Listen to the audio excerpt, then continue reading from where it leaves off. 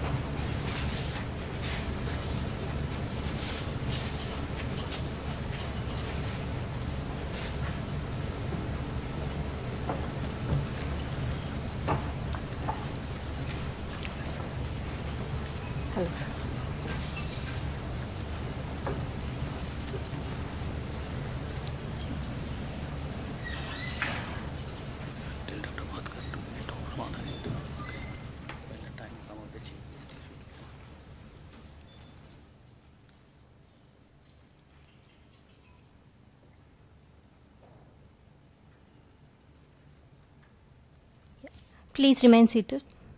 Thank you. Distinguished dignitaries on and off the dais, special invitees, graduating students, proud parents, staff of CSIR, ladies and gentlemen, a very good afternoon to one and all. I am Bharati Priya, and on behalf of AcSIR, I extend a pleasant welcome to all of you to the fourth convocation ceremony. We shall begin the function with an invocation. I request Ms. Shobana to render the invocation, and may I request all of you to please rise.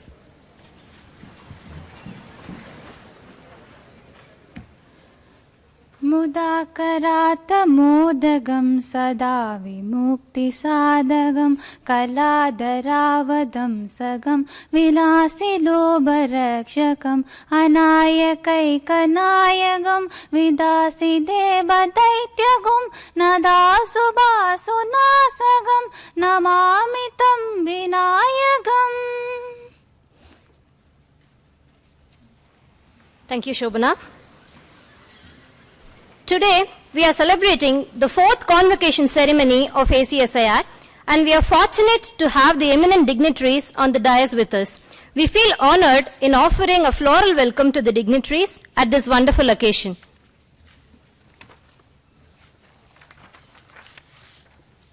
Warm welcome to our chief guest.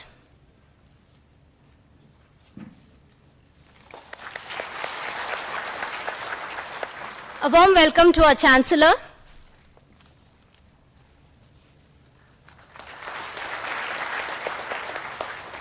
We welcome the Vice Chairman and DG CSIR.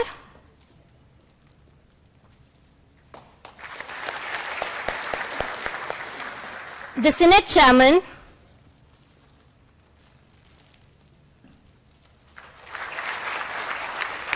And the Associate Director.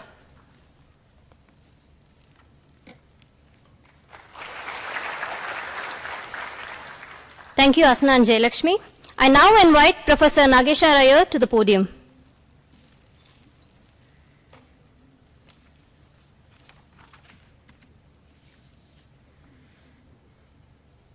Honorable Chancellor, I request Your Honor to declare the convocation open.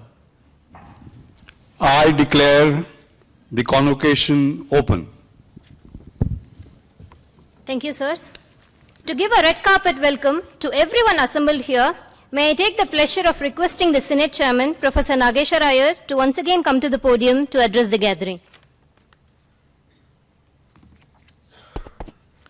Chief guest of today's function, respected Dr. Vijay P. Bhatkar, our beloved and respected Chancellor, Professor Mashelkar, Professor P.S. Ahuja, DG CSIR and Vice Chairman AcSIR, members of the BOG and Senate, former Director of CSIR and Directors of CSIR, my CSIR colleagues, graduating students, proud parents, friends from the media and colleagues watching through the live webcast across India, ladies and gentlemen, a very good afternoon.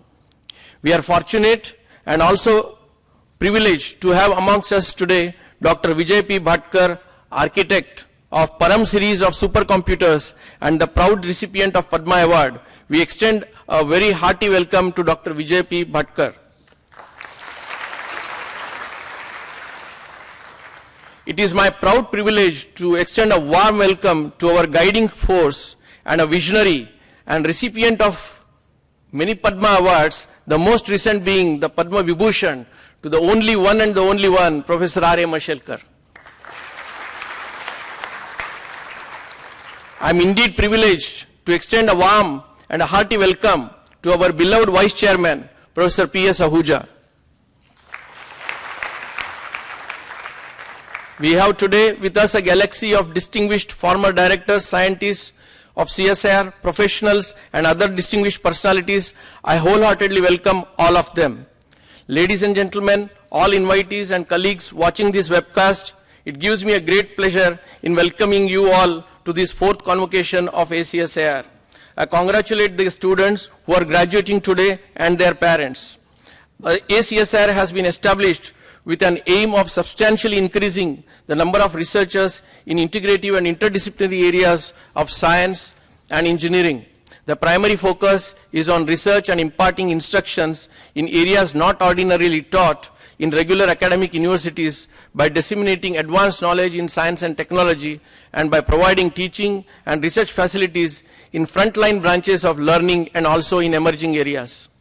During the first convocation in 2009, 52 MTech students from 8 CSIR engineering laboratories with 9 areas of specialization received their degree. In 2010, 72 MTech students received their degrees from 11 CSIR laboratories with 11 areas of specialization, and in the third convocation, 81 MTech students from 11 laboratories of CSIR and 11 areas of specialization, and 5 PhD students received their degrees. In this convocation, we have 107 MTech students of 18 programs across 13 laboratories of CSIR and 40 PhD students from across many CSIR laboratories who will be receiving their degree. I am extremely delighted to inform that 40 students have received recognition either by winning awards or through best paper prizes. One of the doctoral students at CSIR CFTRI has won the Prime Minister's Fellowship that is sponsored by General Mills India Limited. The students have published over 330 papers in various journals. 2 patents have been filed and 1 has been granted.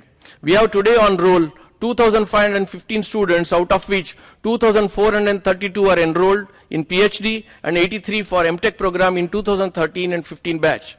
Over 300 students have been selected for PhD program for the August 2014 session, and 85 students have been selected for MTech 2014 and 16 batch. Today we have an alumni base of 210 students, out of which 205 are postgraduates and 5 are PhD awardees. Ladies and gentlemen, I deem it an honor to welcome all of you to this Convocation Day function. Once again, many thanks. Thank you, sir. Dear graduates, the moment you have been waiting for has finally come. The degrees that we will be conferring today are being awarded by a rigorous, demanding, and top quality academy and are being awarded to truly exceptional students. You should be very proud of your accomplishments, as are all of us at the ACSIR. Without much ado, may I now request the Senate Chairman and the Associate Director to admit the candidates to their MTech and PhD degrees. Ladies and gentlemen, let us give a roaring applause for our candidates.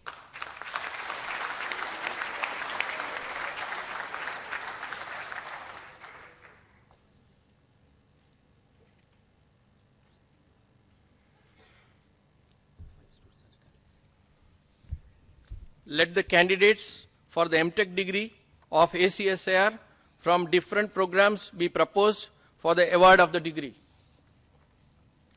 Sir, I declare the candidates who have satisfied the requirement for the MTech degree are considered worthy of receiving the same. I recommend that the 82 successful students who admitted to the said degree. Now I request the students whose names are being read to come and receive their degrees from the Chancellor in person.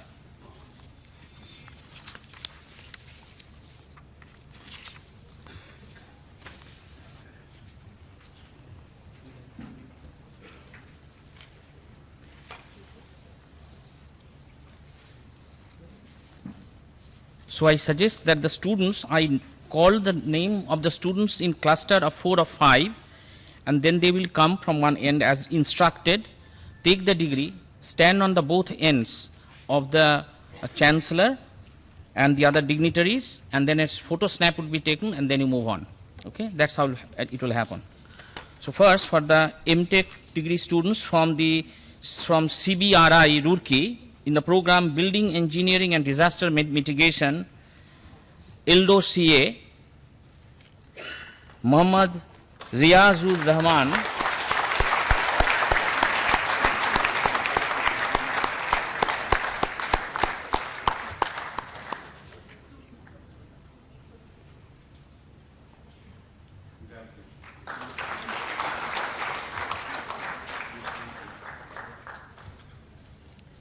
Rakesh Paswan, and then Shanta Kumar ji.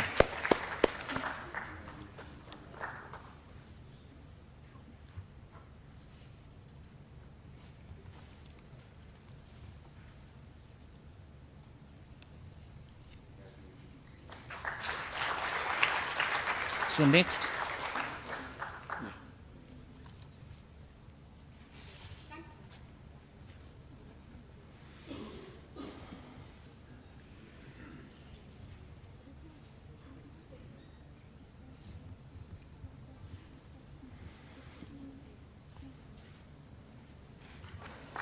so from Siri Pilani in program Advanced Electronic System, Kaushal Kishore,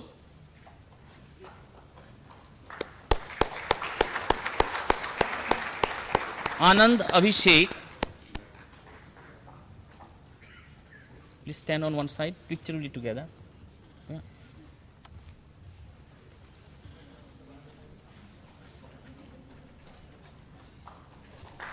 And Suhash Kumar Ram.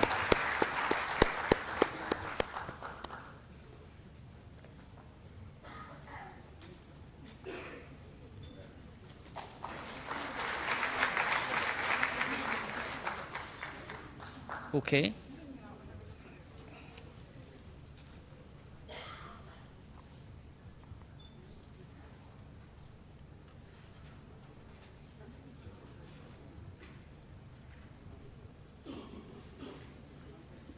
Next, Siri Pilani on program Advanced Semiconductor Electronics, Amit Kumar Goel,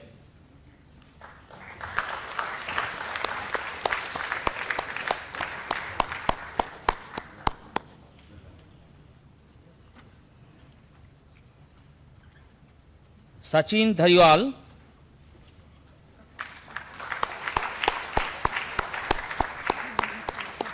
yeah, Shaumendu Sinha, Vipretu Mere,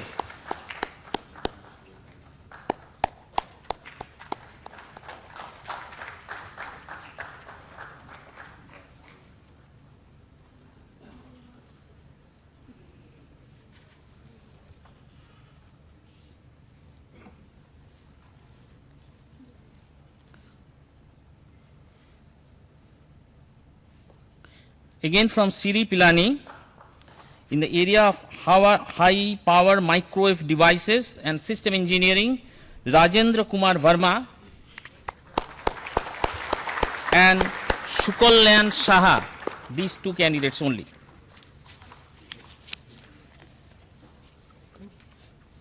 Come on side.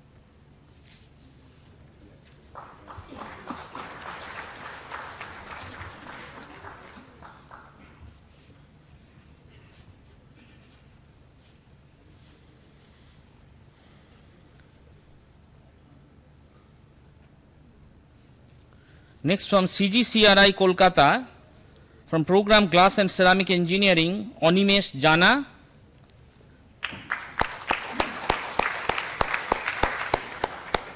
Chayon Chatterjee,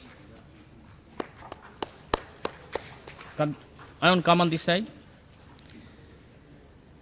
Nilanjana Shashmal,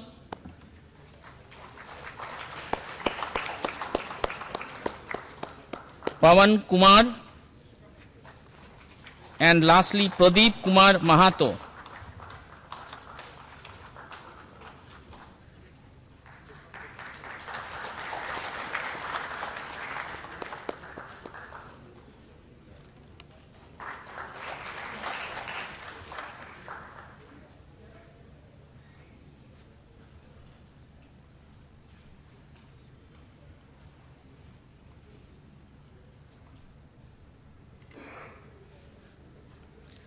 Next from Simfar Dhanbad, in the program Mine Safety Engineering, there are 5 candidates. Orko Jyoti Das, Nilabjendu Ghosh, Muhammad Tanveer,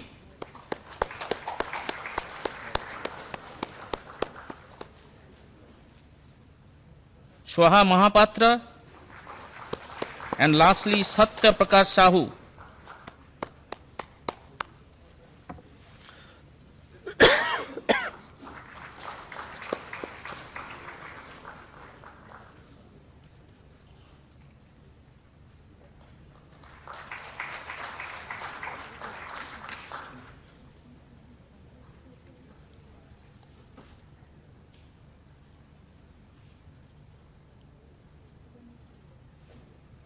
From SIMFRI in the same program, the next 5 candidates are Santosh Kumar Behera,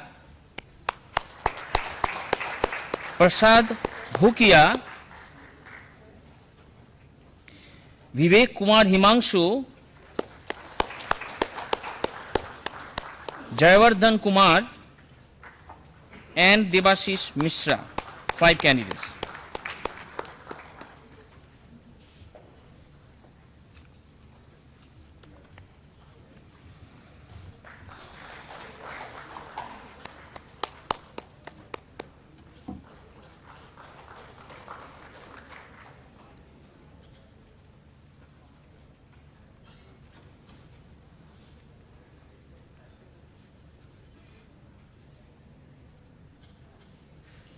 Next, 2 candidates from CMERI Durgapur in the area of Applied and Computational Mechanics.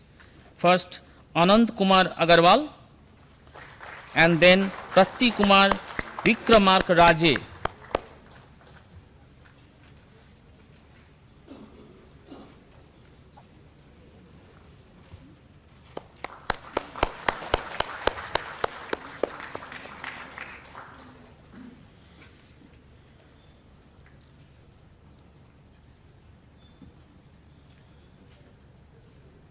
Again from CMERI, again the 2 candidates in the program of Mechanotronics, Rachit Sapra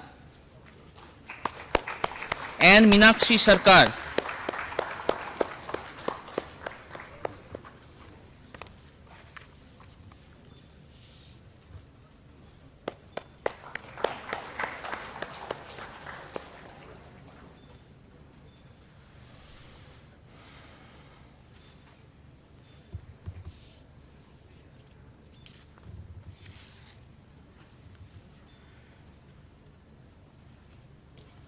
Next, from CRRI New Delhi, the program Transportation Engineering, there are total 6 candidates will be coming in this batch, starting with Amal Raj, Kashif Kamar Inkwalabi, Praveen Kumar Ashish, Minal, Arimilli Savani, and Vasavi Agarwal.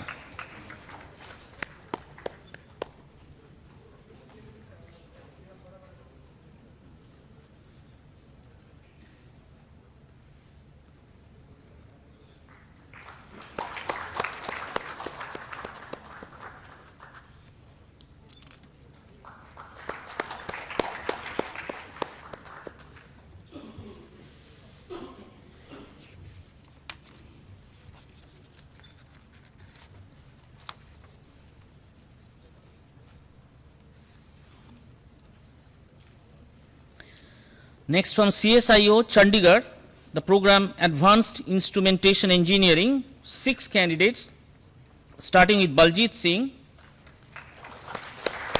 Gaurav Verma, Surinder Pal, Vijay Singh Bhadoria,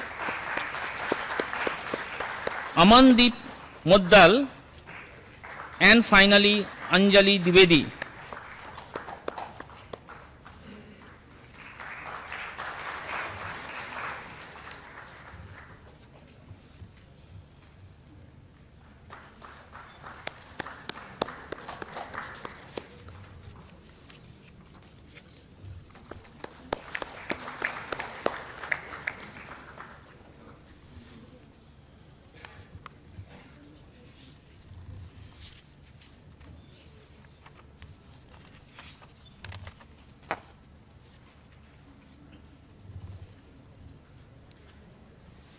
The remaining student from the same program from CSIO are cluster of 5 students: Manish Kumar Vishwakarma, Rashmi Achla Mins, Santosh Kumar Gondi, Sarangs Khandelwal, and finally Vijay Krishna Yalavarthi.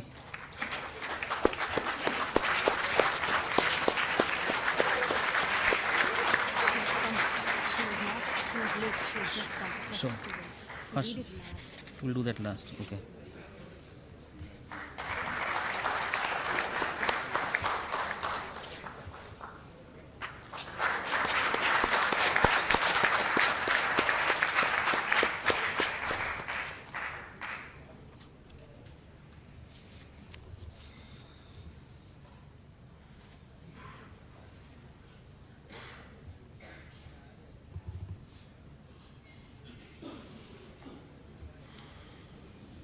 The next, from IICT Hyderabad, in the program Process Engineering Sciences, there are 5 students: Alka Kumari, Pavani Vadya, Reddy Kamesh, Siddharth Maulik, and Vinit Kumar Anya.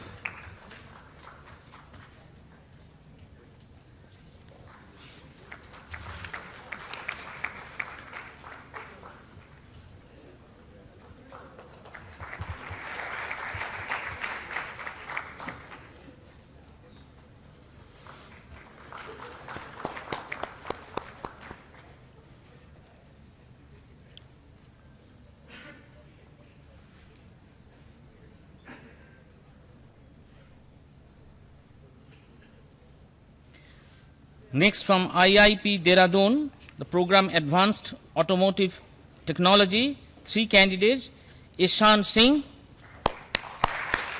Irana Gogeri, and Muhammad Asif.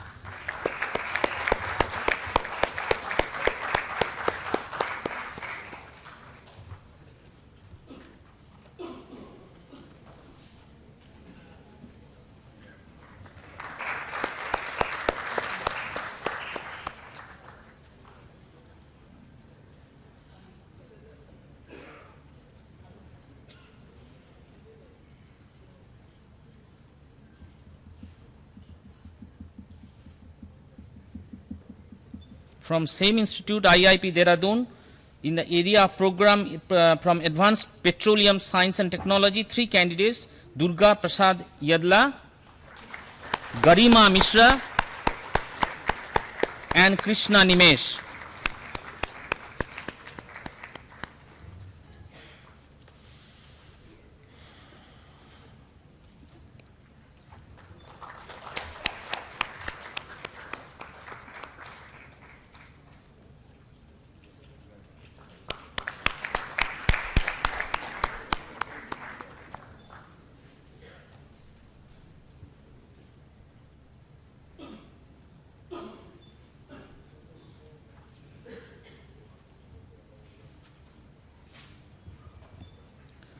From Niri Durgapur, in the program Environmental System Engineering and Modeling, 3 candidates: MNV Anil,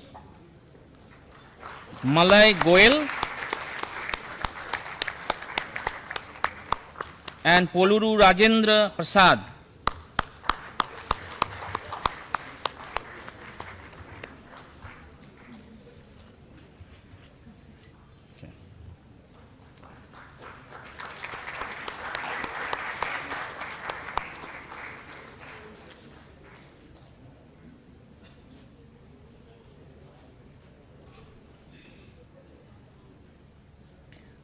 Next, from NML Jamshedpur, studied in the area of materials and metallurgical engineering, are 5 candidates: Arti Kumari,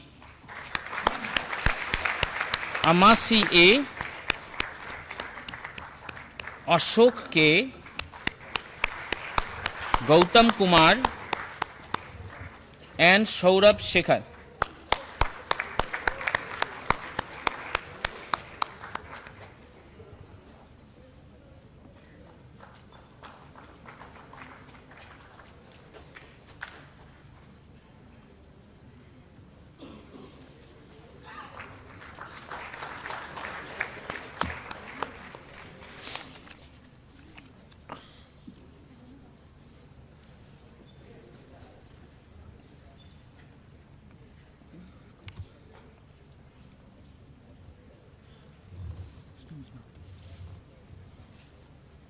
Next, from locally here, AcRC Chennai, in the program Engineering of Structures, there are total 5 candidates will be taking the degree be presenting here. First, starting with Jyoti Sarvana T, Kiruthika R, M.R. Nanda Kumar, Praveen J, and Shatabdi Malik.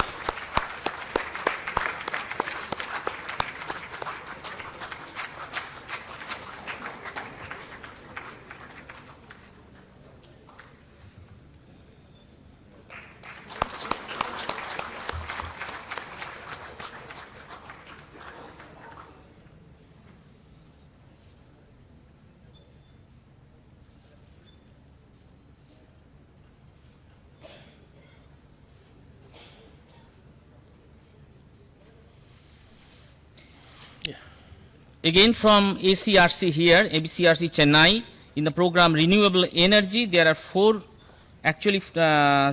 students. They will come in cluster in 4 and 3. First 4 candidates, Anand, VP, Kancham Reddy, Ashok Reddy, Ramendra Pandey, and Srija S.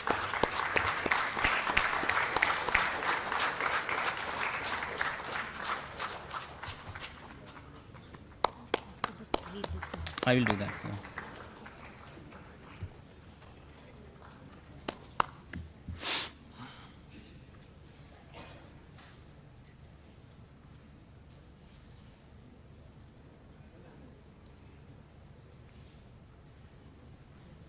Three other candidates in the same program are Harsh Agarwal, Muhammad Miraz Khan, and Nalla Muthu Balakrishna.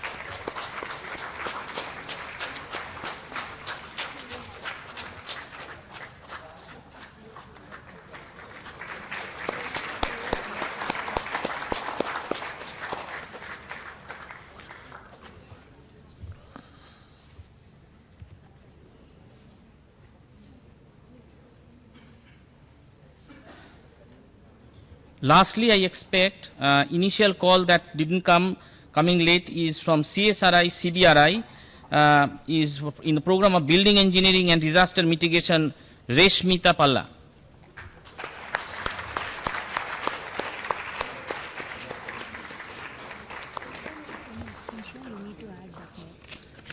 Add who? Cut karo.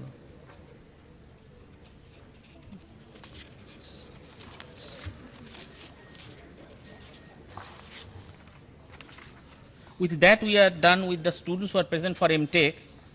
Now, I think you may like to take seat when I read, because we have to keep on waiting for the absent candidate. Just read the names first. Sir, the following 25 candidates of MTech program are not present here today to receive the degree.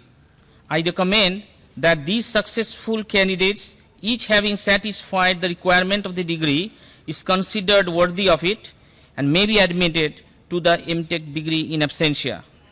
The names of the successful candidates receiving the degree in absentia are, so I'll read those names.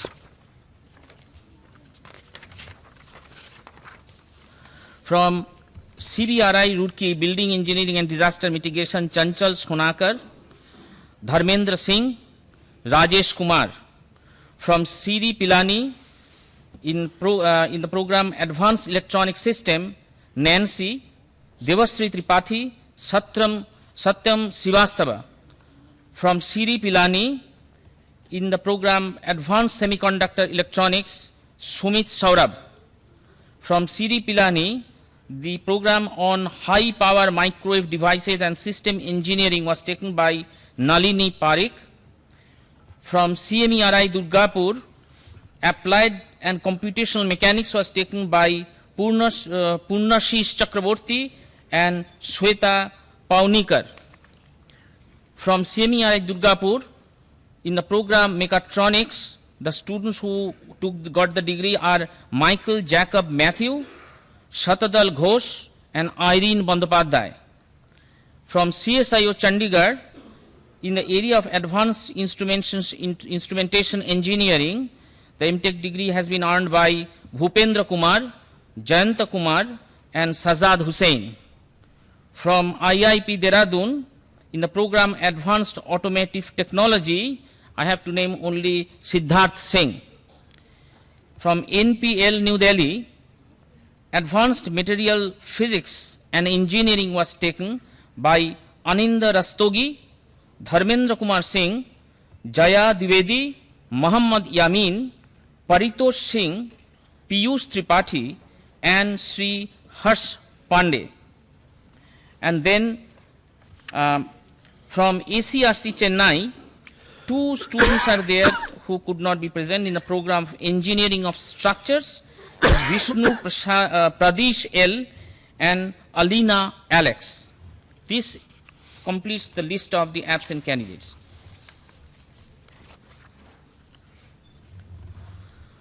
So with the MTech degree giving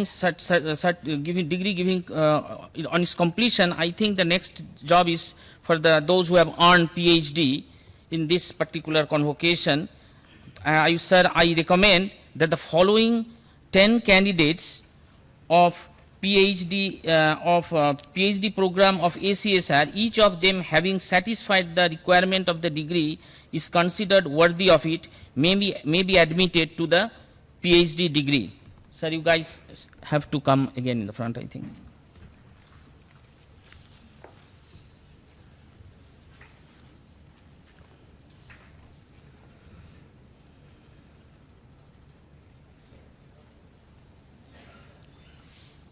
So I request the candidates whose names are being read to come and receive their degree from the Chancellor in person.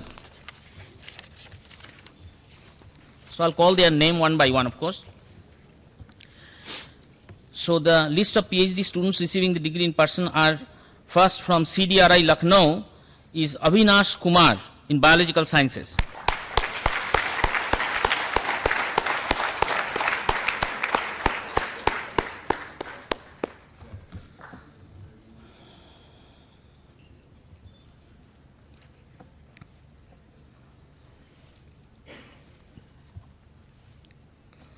Next from CSMCRI Bhavnagar, in 3 candidates from Biological Sciences, one by one they will come. First, Kumari Kavita.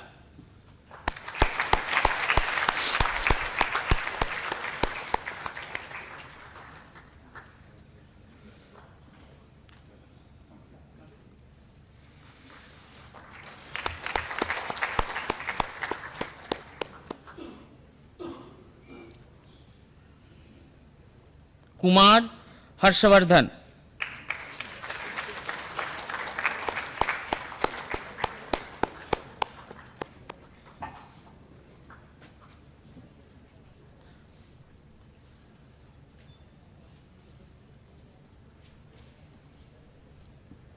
Mudassar Anisodin Kazi.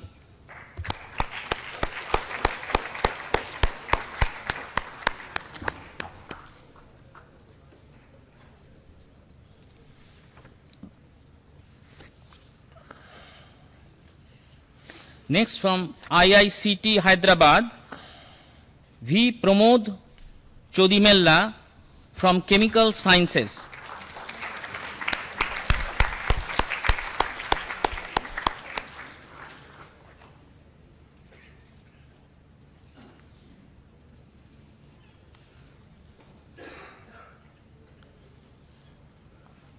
D. Naga Durgasri from Chemical Sciences.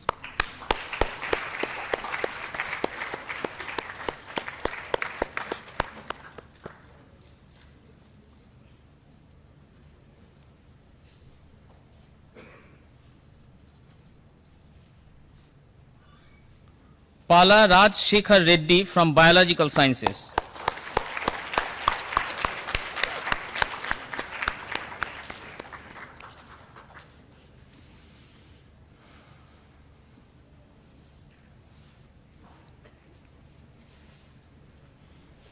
From IIP Dehradun, the only candidate Bhavan Singh for Chemical Sciences.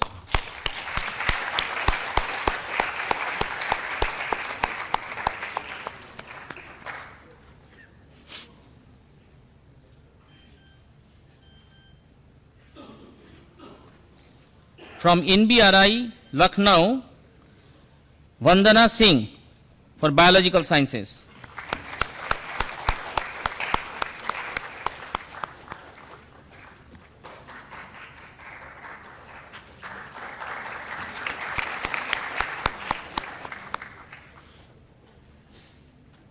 And the last candidate present today on this category, earning PhD, is from NCL Pune, T. Palaniselvam from Chemical Sciences.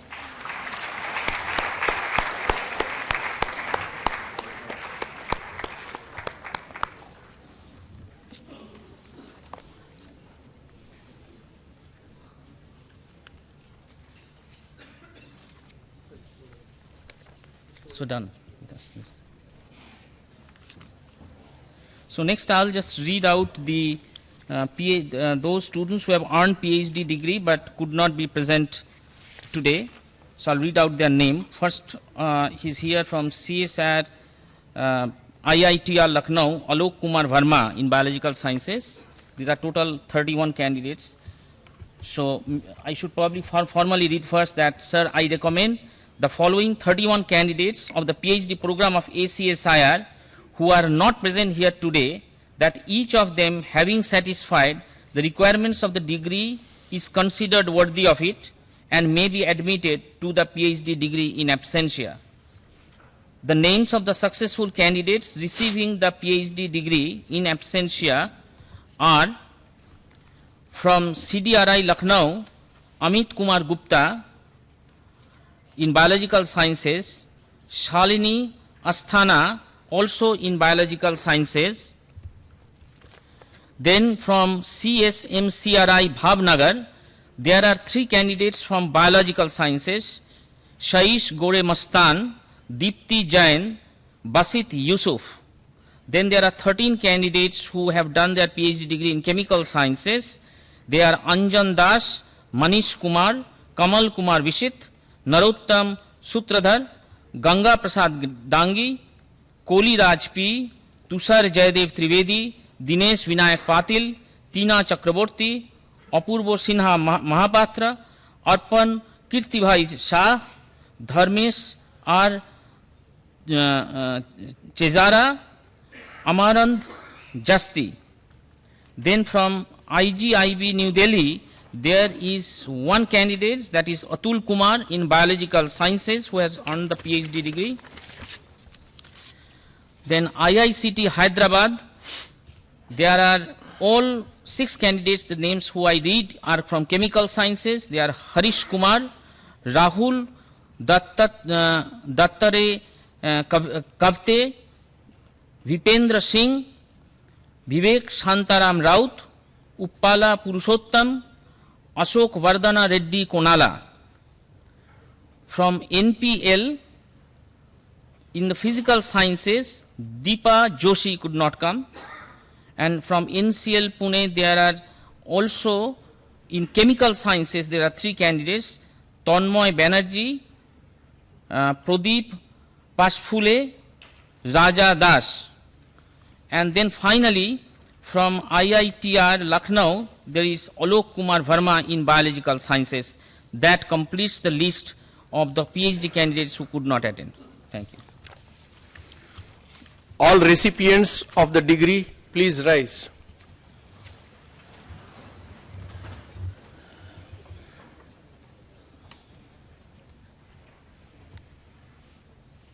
By virtue of the authority vested on me as the chairman of the Senate of the Academy of Scientific and Innovative Research, I do hereby admit each of these 107 candidates to the MTech degree and the 40 students to the PhD degrees, and charge each of them to prove worthy of the same throughout their lives. All recipients of the degree, please repeat after me, taking the oath. Om Asatoma Sadgamaya. Stoma Sadgamaya. Tamasoma Jyotirgamaya. Mrityurma Amritangamaya. Om Shanti Shanti Shantihi. Thank you.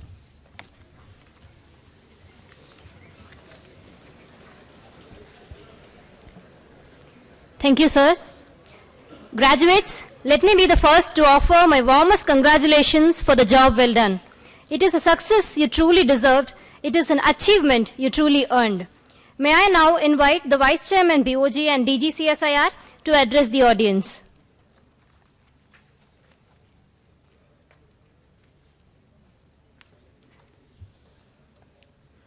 Honorable Chief Guest, Professor Bhatkar, our Chancellor, Dr. Mashelkar, Chairman of the Senate, Dr. Nagesh Iyer, Dr. Kunal Ray, distinguished members of the Governing Council of the Academy, Scientific Innovative Research, directors of CSIR laboratories and my colleagues of CSIR, and above all, young students, now graduates. It is my proud privilege today,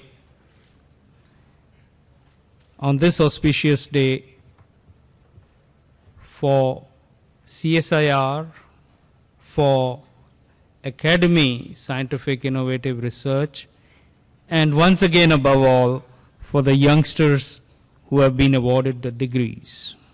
I congratulate them all for the hard work that they have done. I know it's not easy to go through the rigor of the CSIR system through the labs that we have. So it's a worthy congratulations and a worthy degree, and very well earned. It's important at this point of time to make resolutions. Many of you must have got your jobs, many would be aspiring to get them, and would be looking forward in life. This is a tremendous time, full of zest, full of energy, looking forward to life. It's important at this point of one's life to define oneself. It's a question often asked philosophically. Everyone asks, who am I? What am I? And above all, what do I want to be? I think once these questions are well answered, your onward path in life becomes very easy. But if truly you haven't defined these questions, it becomes quite confusing and wavering. So it's important you've acquired a lot of knowledge, because formal education structures information into knowledge. And when we know where to apply that knowledge, it translates into wisdom. And it's important at this juncture to decide what aspect of functioning and functional knowledge you want to be, wherever you be.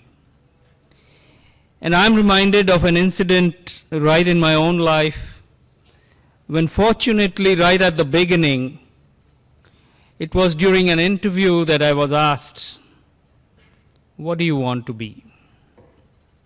It's a matter-of-fact question, but very instinctively and very within splits of a second, I answered, I want to be an asset.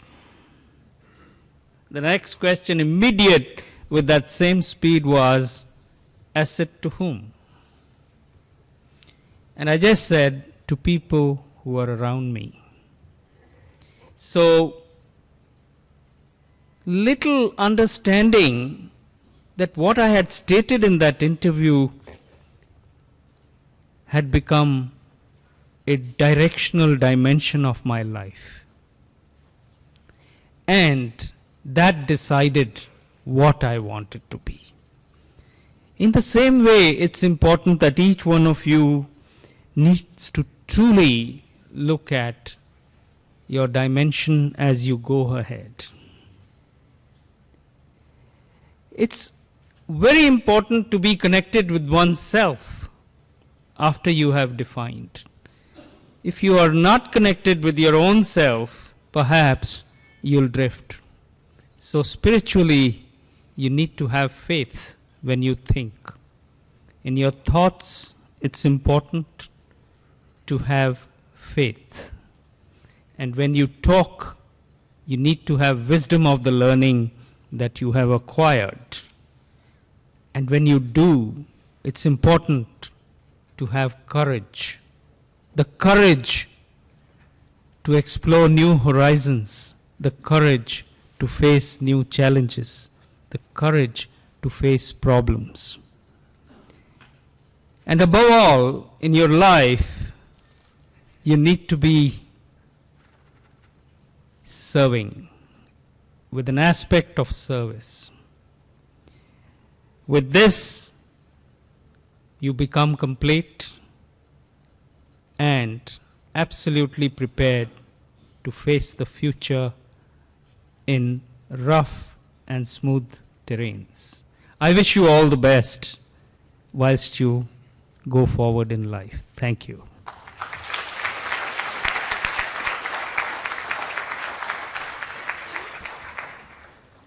Thank you, sir, for your inspiring address.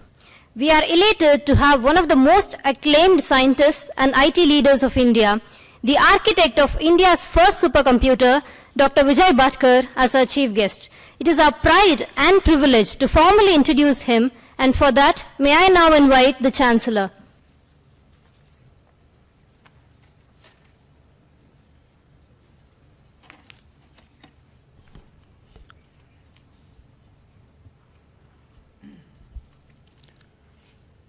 It's with special pride, great pleasure that I introduce my younger brother, my friend, and can you believe it, my idol, Dr. Vijay Bhatkar, the chief guest for today. As soon as you say Dr. Vijay Bhatkar, you say supercomputer, right? These two words come together. And that's what it is all about.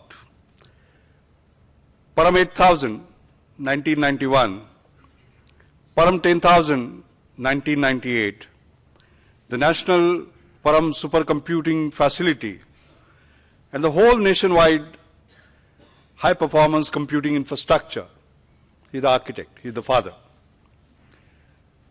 And I remember the journey. You know, I was a member of Science Advisory Council to the Prime Minister in Sri Rajiv Gandhi's time, and I remember this was in mid-80s. In one of our first meetings, he asked us, what are we good at? We're a poor nation, but we must be good at something. So one of us, I think it was Professor Rodam Narsiva, who said, we are good at this. So what do we do with it? And then the idea of parallel processing architecture-based supercomputer was born, where the rest of the world was at the same level as India, by the way. There were no leaders. And it was decided that we'll build a center for development of advanced computing in Pune. $10 million, it was 35 crore at that time, were given, and 3 years were given. And who was the leader? Dr. Vijay Bhatkar. And what did he do? He delivered. Normally, you know, all government projects get delayed, isn't it? Time delays, delay in terms of, excess expenditure, whole range of things. No. He delivered it in less than $10 million and less than 3 years, Param 800. It is a unique case. And that was a very special moment for us because we all grew up in what is called as denial-driven innovation. You want anything, that will not be available. Supercomputers were not available to us. Today it is different. In Pune, you can go on Senapati Bapat Road and buy a 2 teraflops desktop supercomputer for 2 lakh, right? That was not the case then. Nothing was available to us. At that time, to create this kind of leadership, it was Dr. Vijay Bhatkar. I still remember a very proud moment. I was looking at Washington Post, by the way, and they were writing about the magical transformation that came up after Dr. Vijay Bhatkar had created Param 8000. And they said, the headline was, "Angry India Does It." Having been angered, having been denied supercomputer, India developed on its own. And I often ask a question, why is it that India is not permanently angry? In a nice sense, by the way. All right? Because it shows you deny us, thank you very much. Supercomputer, you deny us, thank you very much. We'll develop our own. You deny us cryogenic engine, thank you very much. We'll do it on our own. So you're very, very lucky to see this icon on the stage today and to hear him. He's the one who showed in late 80s, by the way to India, saying thank you very much, we'll do things on our own. He is not just an individual researcher, he's an institution. He's an institution builder. He built Center for Development of Advanced Computation. He built ETH, Education to Home. He built AcSIR IT, and I can keep on giving the list. A proud nation, a grateful nation, has honored him with number of prizes, like this unique Jindal Prize, which is a 1 crore highest prize, by the way, for science and technology, 2012. He was he has won the FICCI Award, the Petersburg Award, the NRDC Award, the Priyadarshini Award, all connected with science and technology. But at the same time, there's a different side to his personality. He has won, for example, Sant Jnaneshwar Word Peace Prize. For what? For the tremendous work he has done on synthesis of science and spirituality. You know, he's incredible. He transcends the boundaries that all of us as engineers put on ourselves. He has been the national president of Vigyan Bharati, which is people's science movement. I mean, if I have to describe his personality, if you can just imagine that in one individual, you will have all these personalities, you can't believe it, but this is true. He's a researcher, innovator, a scientist, a philosopher, an educator, an educationist. He is a policy architect. He is an articulator. He's an author. He's an institution builder, as I mentioned, and as I said, he's an institution himself. While ending, I would recollect what he keeps on saying in every meeting. Perhaps, Vijay, I'm preempting you. His dream is that in 100 years after independence, 1947 plus 100, 2047, India should be the #1 nation in the world.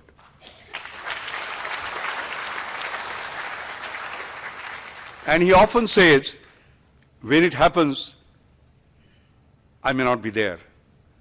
But that's not true. Which I was just doing a calculation.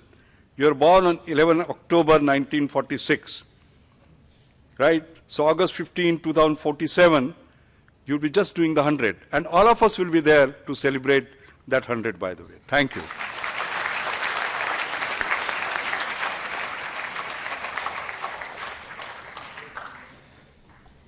Thank you, sir. May I now invite the chief guest to address the gathering.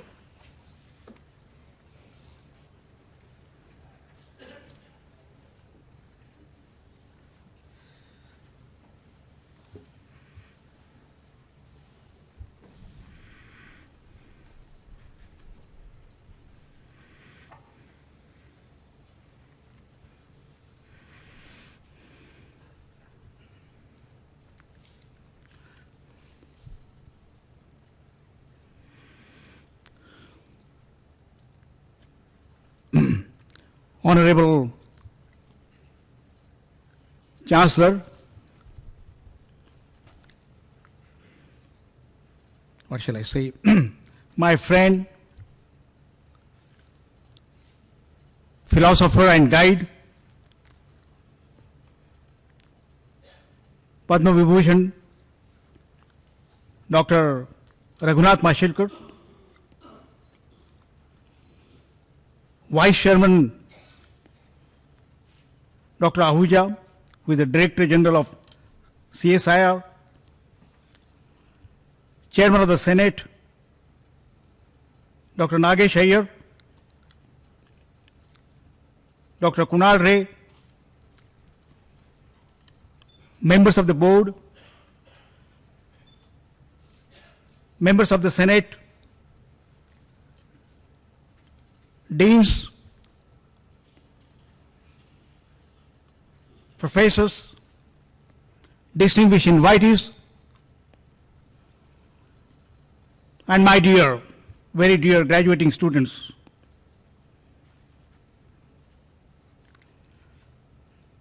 Former directors, of course, who are present here, senior scientists of CSIR laboratories,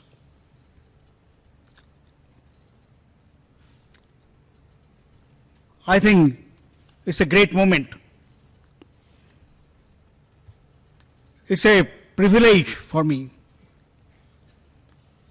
It's a great honor for me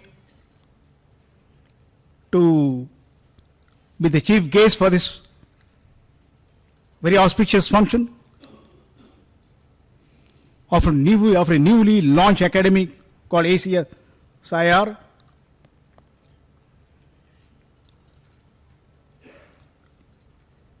It's a great honor indeed.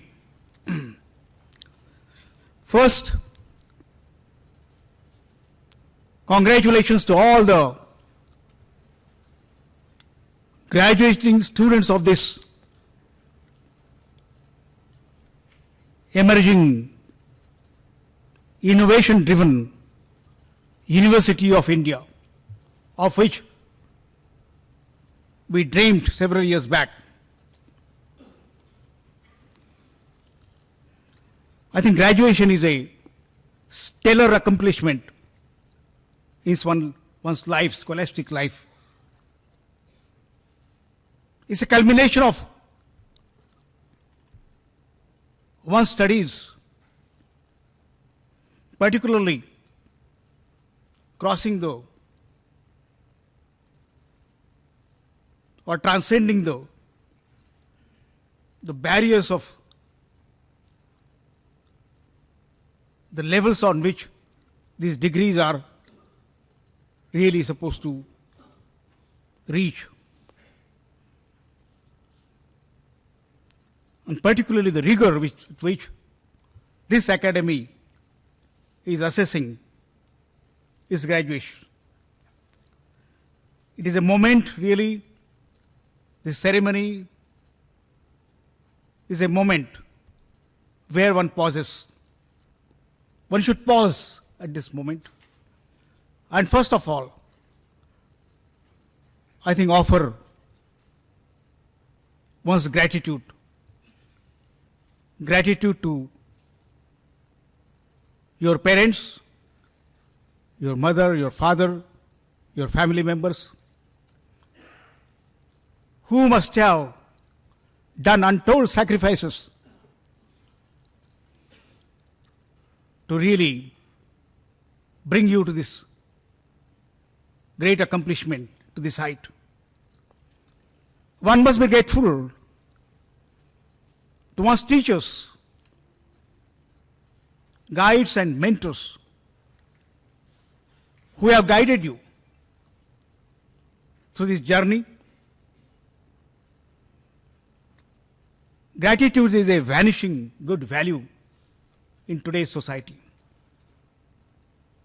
And that's why I exhort you that just pause a moment and offer your gratitude to your parents, to your teachers, to your friends who have supported you through this difficult journey. At this moment, when I look at CSIR, I really bow before not only the founding fathers of this nation, but founding fathers of CSIR. Look at the history of CSIR. When India was going hungry, it was not even independent. This chain of laboratory was established in very difficult conditions when we were just getting our independence. Many names come before me. Dr. Bhatnagar, SS Bhatnagar, name the Bhatnagar Award goes, many of you are recipients, Dr. Mashelkar is the recipient. Dr. Naidu ma'am, I will not take all the names, who saw that something like sparkling value in Dr. Mashelkar and invited him to the National Chemical Laboratory. And who wrote the history of CSIR. I see many distinctive accomplishments.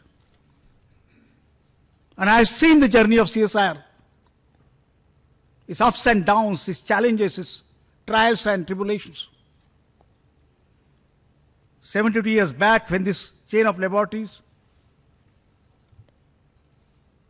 was getting established, today it has emerged the largest chain of laboratories in the world, which we had never imagined before. It's 38 laboratories, it's 6 units, it's extension centers, and the new innovation complexes. 3 of them is a very large infrastructure. In fact, it transcends the model of CSIR, which was established in Great Britain, in UK, in Australia, in South Africa, and it has become a model now for them to follow. This chain of laboratories has 4,600 active scientists and many people who support them. One thing CSIR has done, and particularly Dr. Mashelkar has done,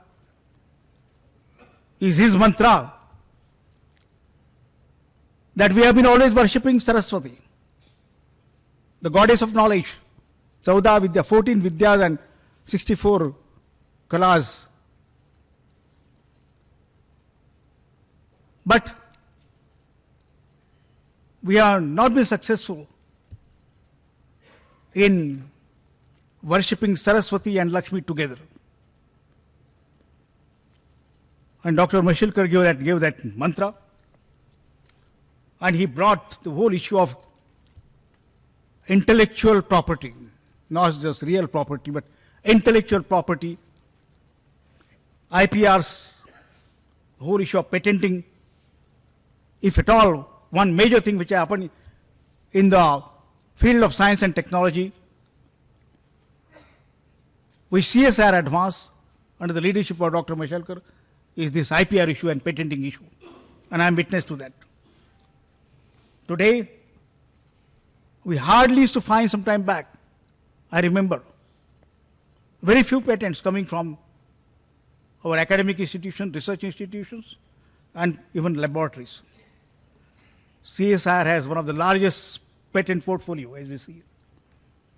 And I see that in the annual reports, maybe more than 3,000 patents abroad, more than 2,000 in India, and many, many, many.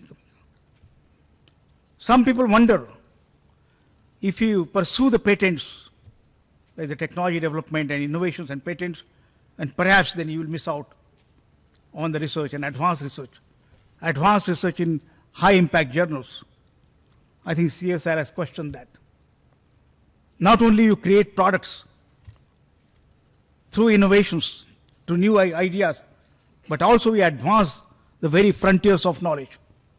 And I'm pleased to see that CSR is publishing more than 5,000 research papers, not in any journals, but also in high impact journals, including Lancet, Nature, Science, Chemical Society reviews, and many high impact journals. It is also said that when you pursue the frontiers of knowledge, you may miss out on the societal impact. And many scientists, and particularly I see this in the IITs, that when you ask them that what are you doing for the society at large, what is the societal impact of your work, and then they say that if you do that work, how about our publications in high impact journals? That also what you demand. But I would like to question this very premise. And you can see in CSR itself, recently I was reviewing the IIT, I'm the chairman of the IIT Delhi, I was reviewing different departments and going also to the Center for Rural Development and Technology, and people who do biomedical research, who do actual product development at the grassroots level. What I was surprised about is that not only these guys were developing products which are relevant, solving problems at the root level, but they were simultaneously also publishing research papers in high impact journals, more than 2.5. So this is not in, I think this is a question where often comes, if we do this, this will not happen. The question is real, always, I would say the answer is, we have to do both. We have to solve many equations together. I remember the words of Vikram Sarabhai. I was young. This was before CDAC days when I was a member of the Electronics Commission. Professor Chandrasekhar is there. I remember when we decided the policies of electronics at that time. And there used to be presentations in Planning Commission. And Dr. Vikram Sarabhai used to make presentations in the 5-year plan. This one where the budgets are to be allocated. And Dr. Vikram Sarabhai was asked, I was a young scientist watching, and he was asking budgets for the space ISRO program, space program, and it would just run something like 400 crores, 350 crores at that time, small money. But that was difficult to provide. So one of the Planning Commission members, the bureaucrat, asked the question, why are we doing all this, the space program? Can India afford this?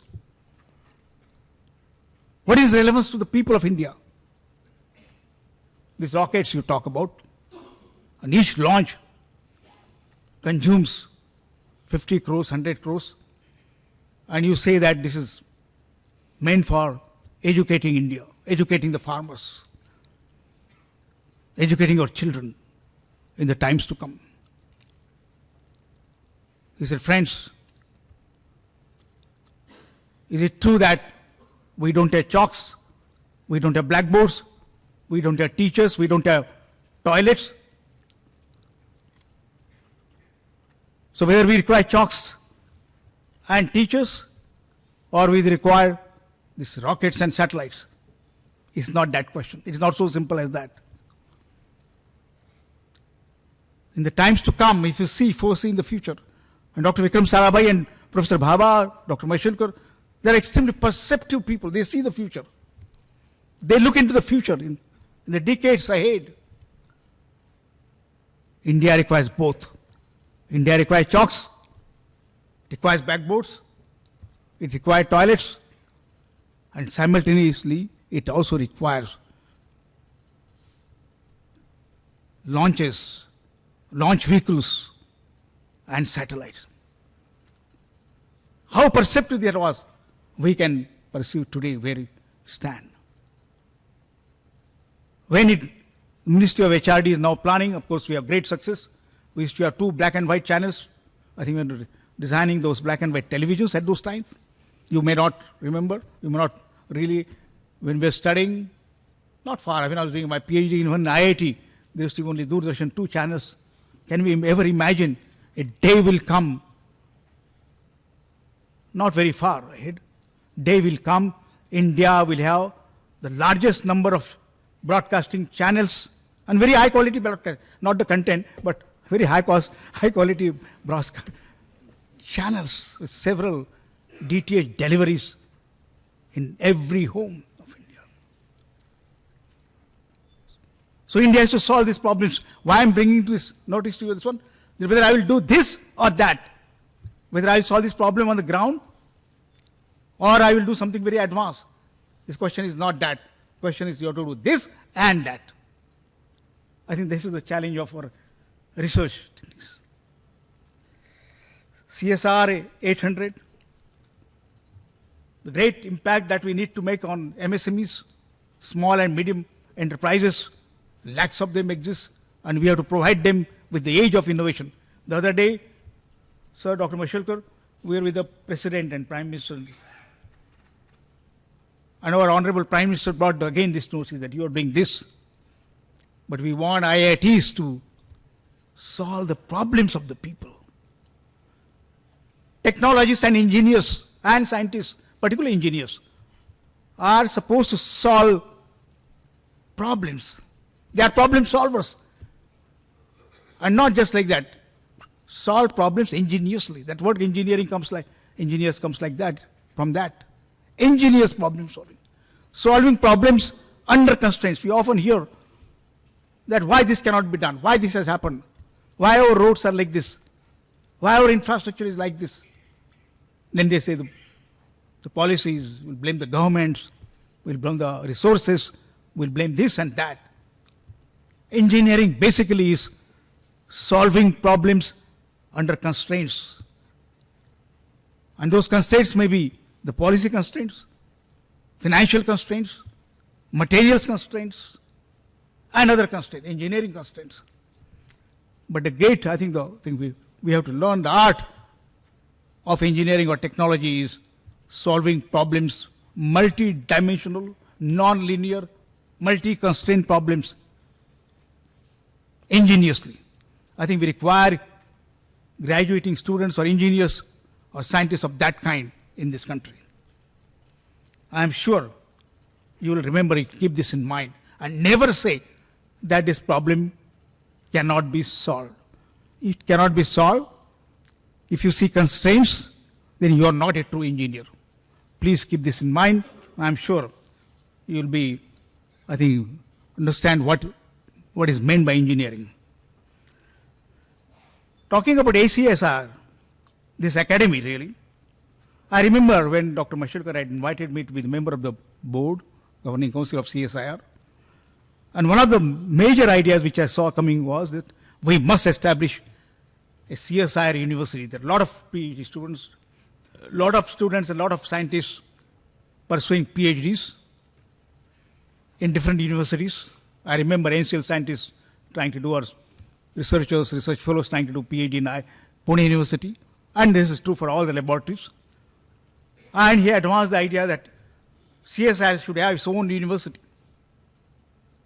And we discussed and very passionately. And it was agreed, of course, that there should be a university of CSIR, a very innovative kind of university. Many people could not understand how a laboratory chain can have made into a university. Then what universities will do? This question was asked, and there were strong oppositions, I remember, from academic community. That why there should be another university, and what would happen to the student researchers from the university, where will they go? But Dr. Mashelkar had a very different idea of this academy. It was opposed and it was not immediately approved. Of course, there are always challenges like this in any pursuit. I have seen in CDAC, I have seen in CDOT, always there will be the challenge that this cannot be accomplished and this should not be done. But you persisted. And we see the realization of this academy 10 years later, almost like in 2010. This was, I think, no one could have been more happy than Dr. Mashelkar, the founder chancellor of this university. And it's great to see him as the chancellor of this academy, which he dreamt of 10 years back. You are offering now, it has become an issue of national importance, so the degrees can be awarded, which we have seen, which is also a very difficult task to get that thing, that status. PhD program in science, PhD program in engineering, integrated MTech, and PhDs, and many of you are graduating from this. What is the great thing about, I was just wondering, how is it different from, you could have pursued your master's degree or you could have pursued your doctoral degree from the IITs or some of the leading universities, central university. How is it different from this? I think it's very different. As I was conducted by Professor Ravi Shankar, I remember to the AcSIR laboratories. This institute has been there for a long time. And I was seeing the facilities here, the seismic facility, or the testing facilities, or the advanced material research facilities. And such facilities are there now, getting established. But people having experience of the actual feel of the field problems of national challenges, national missions being solved. This does not happen in traditional or even in advanced institutions like this. We have direct experience, we have great infrastructure which is required for problem solving. I think you are lucky that you in the MTech career, master's career, you are getting exposed to these facilities. And you are solving real problems. We are working with the people who are trying to solve these problems. We are also simultaneously trying to create many innovation, many ideas which are challenged by particular situations, which are nation-specific situations. You are working on national missions. You are working on nuclear structures which are required. What would be how do you test this in the real advancement of technology, in be it any field? I think this is the difference. This is the difference between academic degree and the degree which you pursue across. Another thing which I see is that here I think though you got graduation in specific disciplines, we are talking of many disciplines here in this academy. Of course they are there. The biological sciences, the physical sciences, engineering sciences, chemical sciences, biological sciences, and most importantly also the foundations like mathematical and information sciences. And the objective would have been perhaps not just get the specialization in one field. I think you were waiting MTech in a particular discipline. I have seen many students in clusters coming and receiving their degree in different disciplines. But the idea now is that the world we're trying to understand, it is not a fragmented discipline-wise world. The reality is integrated. It's a holistic reality. If you want to solve a problem, it must be looked at in a ente. If at all, the trend of the 21st century is that we started looking from the sectorial or discipline-wise world reality. It is a physics, it's chemistry or biology or something else. You're looking at the integral reality. And we have not yet understood what is that integral reality is. But this is an opportunity in a particular laboratory. You have many disciplines being pursued and you are trying to solve this problem in multidisciplinary way. Not only, I think I reading the objectives, it is not only interdisciplinary, it is also transdisciplinary areas. The time is not too far. When, in order to solve the problem, not only require knowledge of engineering, science and engineering, but also humanities, but also arts and aesthetics. No innovation is possible. You may be able to understand or master the functionality, but you will never be able to create a product that you see. That's, let's the water.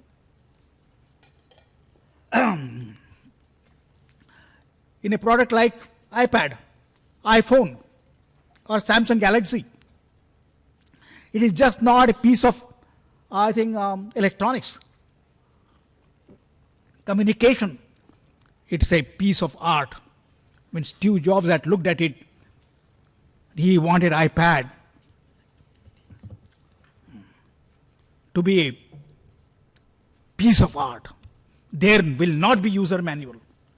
Even a 3-year-old should be able to operate that device. And we see today that's happening. We have to have that kind of challenges if you have to create innovation. It is not just functional engineering. It is not just realizing particular function that you can do, but can you do it like this? Tomorrow's challenges are, that's what we want. I think the design houses, the great stress on design, innovation, arts, the way you look at the world, the way you interact with it, I think these are going to be very important issues in tomorrow's innovations. I also see that you are establishing, and we are establishing as a nation, petascale computing facility. Dr. Mashelkar talked about why supercomputing is important. Why US decided that this will not be given to other countries. When Cray supercomputer was created by Samuel Cray, and congressional people are debating what are those technologies, that the question we asked, what is that we have?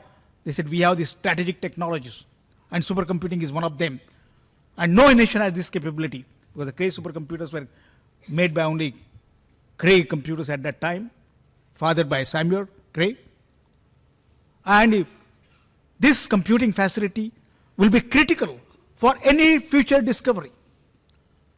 If I have to design next generation cars, I require supercomputing capability for the design of IC engines, for the crash simulations, for aerodynamic designs of the body, or many other simulations. It will not be possible. The country doesn't have it, Japan doesn't have it, Europe doesn't have it, it won't be possible. If I have designed next generation chip, circuit simulation, we'll have millions of billions of gates. Without circuit simulation, this would not be possible. For a space program, for programs like going on moon or going to Mars or interstellar travels, it would not be possible. For understanding cell biology, to design new drugs, it would not be possible. What US congressional debates which took place, that if this technology is not given to any other nation, including Europe or NATO countries and Japan, US will have a decisive advantage for decades to come, and that's why the technology was denied. That was the denial. Not only this, there are many issues, cryogenic engine, there are many issues in nuclear plant, and that is why I think the laboratories were set up with that vision. India must stand on its own feet and understand this strategic technology. That's why Homi Bhabha's work. That's why the work of this one, Vikram Sarabhai. That's why the work of CSIR and other laboratories of the world. I think we are, and that is our responsibility. But it was broken. I think the knowledge is not proprietary to anybody, or it is a game of mind. And I think India has abundant resources of that kind of thing. And that's why we are establishing these facilities. Petascale facility being established in CMAX. I see that in other parts, and my vision is to establish exascale research facilities. Exascale, which I think US, China, and many other countries, US, China particularly trying to play that game of performing 10 to the power 18 mathematical operations per second with zeta scale storage capabilities. Why do we require that?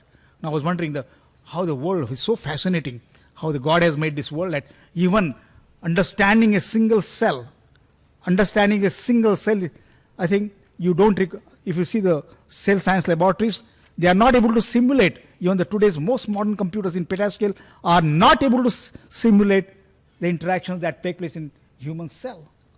That is the challenge. I think I could talk much on that thing, but this is what it's going to be. You are going to get that computing facility at your fingertips. I think as Dr. Mashelkar said, the supercomputer in hand, today's almost like your mobile is a smartphone is like a supercomputer is what we developed at that time.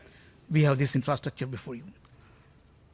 One more thought which comes to me, world ranking of universities. This idea is coming, President is taking up this idea. Where do we stand, our universities stand in the world rankings?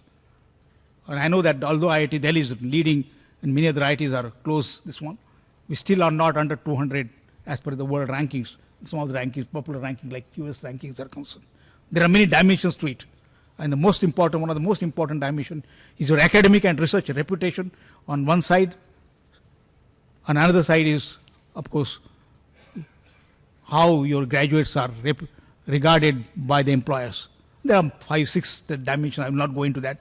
But I see, I would only like to make a statement that this academy, coming late, just few years back, will be one of the first, if the way things are happening, what we are seeing today, and the research papers and the patents and what I am seeing from the CSR laboratory, one of the first to accomplish that great goal in the first 100 and maybe top 50 or top 10, I think, universities of the world. And I wish you all the best for this. Friends, while we are on this one, I will just end with this. We have accomplished many things. But India has great challenges, very great challenges. The great problems which we are not able to solve on the ground.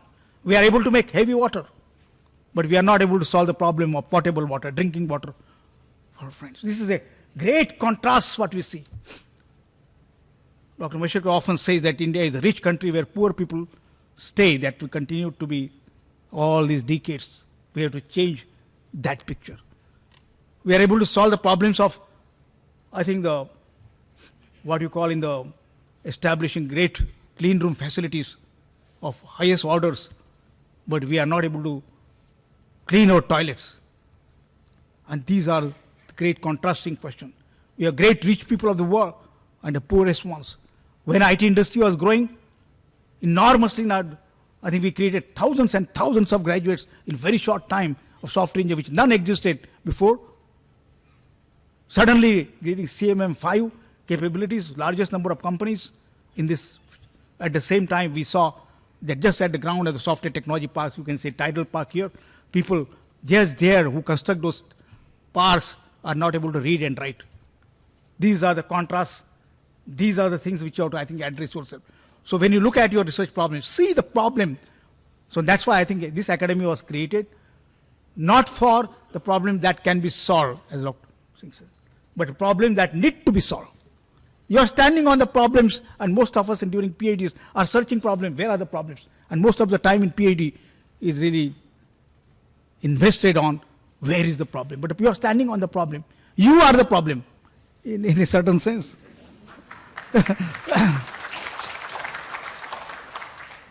So we want these problems.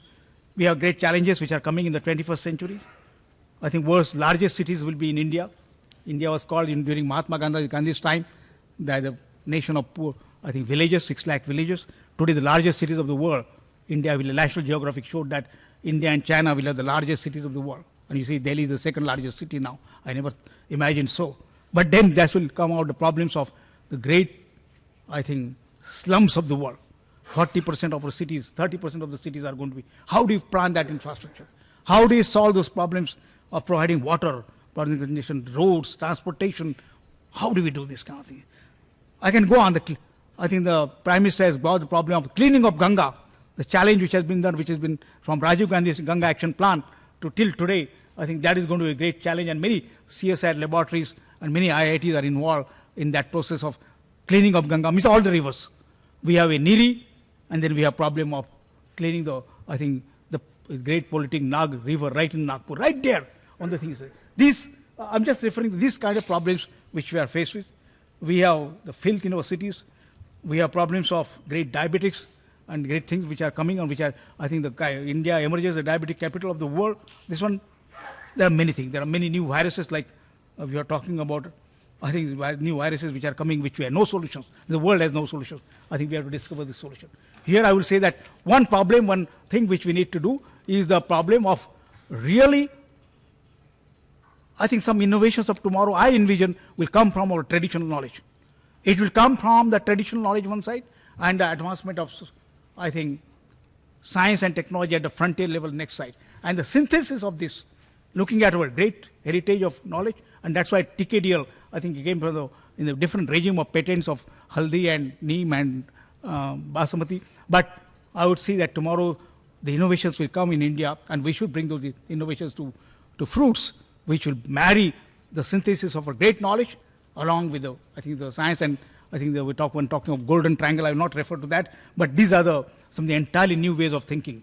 I see, finally, there is a great challenge. I think Dr. Ahuja brought this issue of understanding the reality. What is the purpose of education, which is, I think I will end with this. The purpose of education is understanding your true self. Who are you? I think this is the question of philosophy, or this is the question of spirituality. Or this is the question of spirituality. What you talk about science and spirituality is that science is the knowledge of the phenomenal world, which you see and which you interact with. Spirituality is the knowledge of yourself, who is trying to know this world. And that is why we say that science alone is half knowledge. Spirituality alone is half knowledge. You ought to know both yourself as well as the reality with which you are the one, and your purpose of life.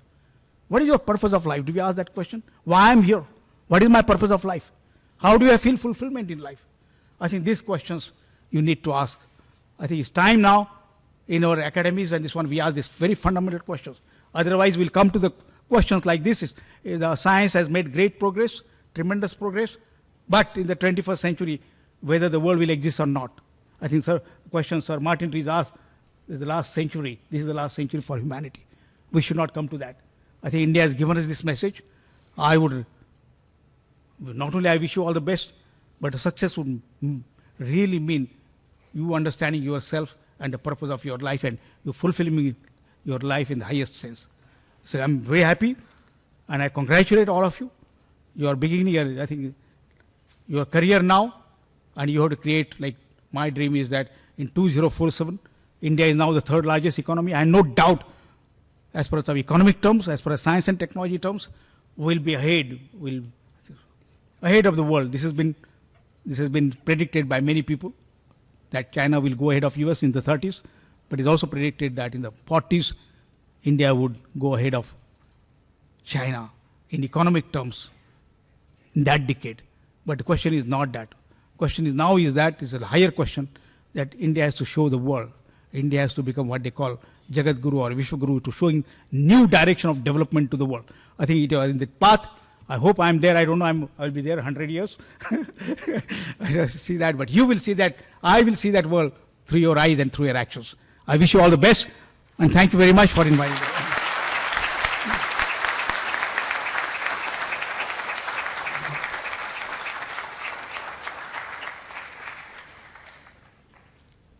That indeed was a spellbinding convocation address. Thank you, sir.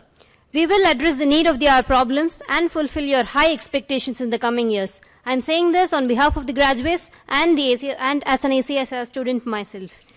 Now, it's my pleasure to invite the Chancellor to address the gathering.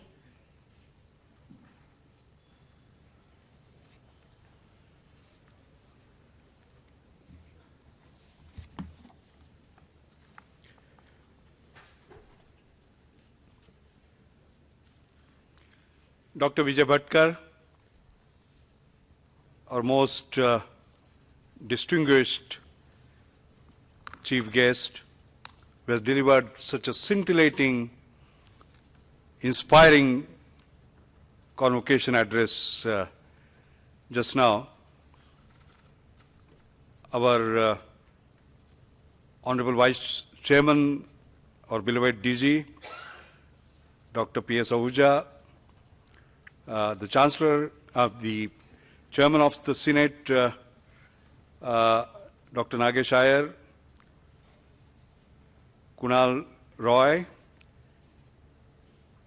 the members of the Board of Governors, the Senate, my members of the family of CSIR, many distinguished ex-directors that I see in the audience, young graduates and their equally proud parents, ladies and gentlemen. Frankly speaking, after such a scintillating address, there should be no further address. We should be going home just thinking about the richness of the thoughts, ideas, inspiration that has been left behind. But convocation ceremonies are convocation ceremonies. There are certain rituals. So your Chancellor has to give Chancellor's address, and I'm doing this duty as well as I can. I think our chief guest has given a very fundamental message while he was just finishing the talk, finishing his address. You know, scientists work on what is called as the origin of life, right?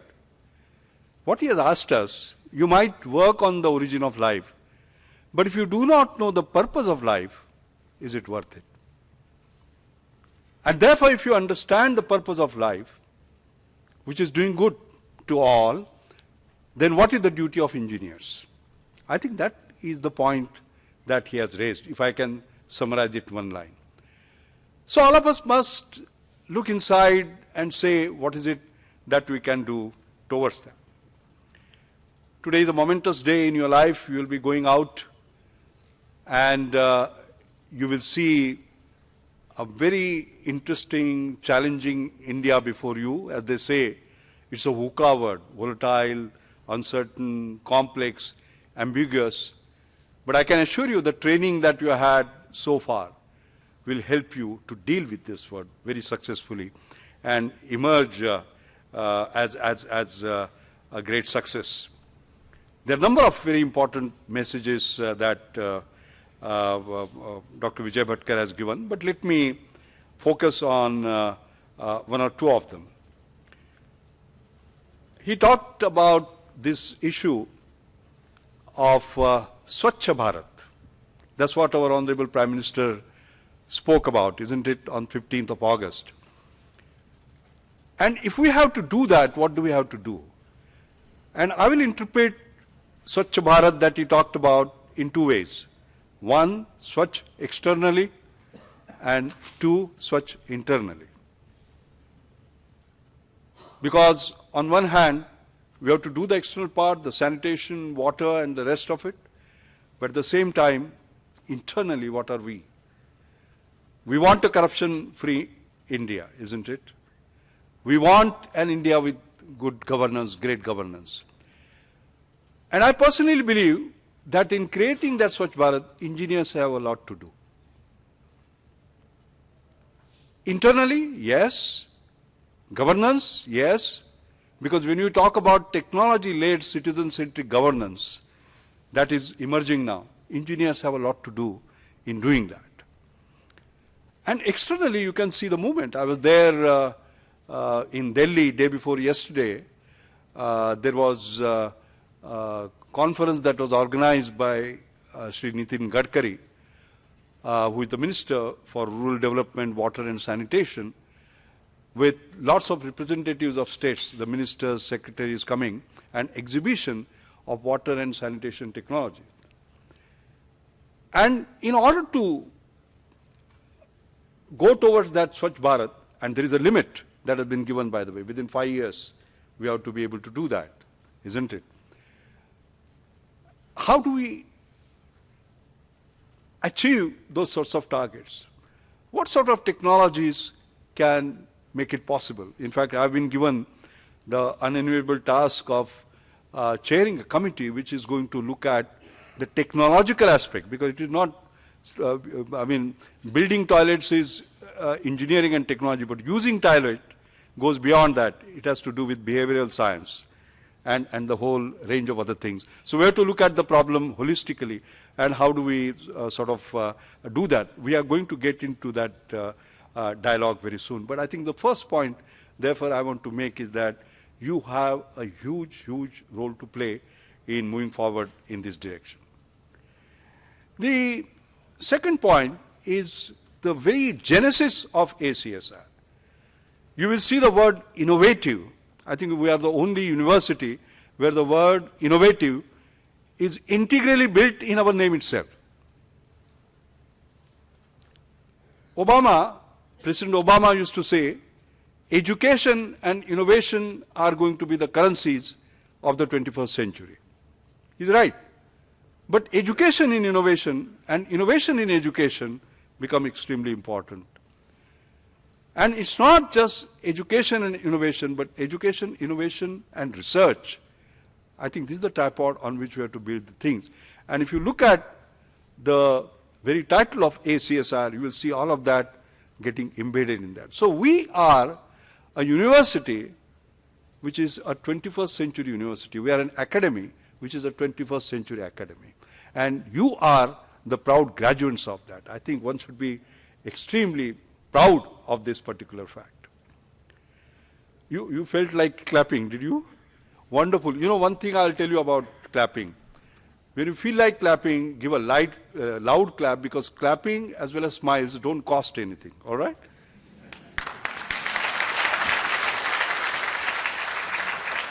I was watching you carefully.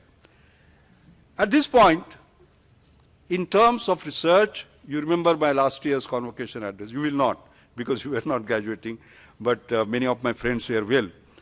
And I talked about the sad fact that this great India, 120 crore population, produces 1,000 PhDs in engineering. And I said those numbers need to be increased from 1,000 to 10,000 and so on. And what is it that AcSIR can do? What it means is non-linear growth in terms of the number of PhDs that we produce. How many did we give last year? 5. This year, 40. Next year will be around 200, believe me. And the following year would be around 500. 5 to 500 in 4 convocations. Not bad, isn't it? Doesn't that deserve an applause? So we'll be contributing to that. There is no doubt about that at all. But is it the number? Is it the quantitative growth that matters? Because at the end of the day, if you are solving a problem where people say, so what? So I think what we have to see is what are the problems that we are solving? Does it make a difference? Because innovation is all about doing things differently to make a difference. And if you are not making a difference in solving the problem that you are solving, then you are not going with the mandate of AcSIR, which is making a difference. And to whom should that difference be made? How? And that has to be in terms of a socio-economic transformation of this country at the end, isn't it? We don't have time at our hand. We don't need just growth, we need inclusive growth. We just don't need inclusive growth, we need accelerated inclusive growth. All right? And in order to do that, the kind of research that we need to do, I think we have to look at.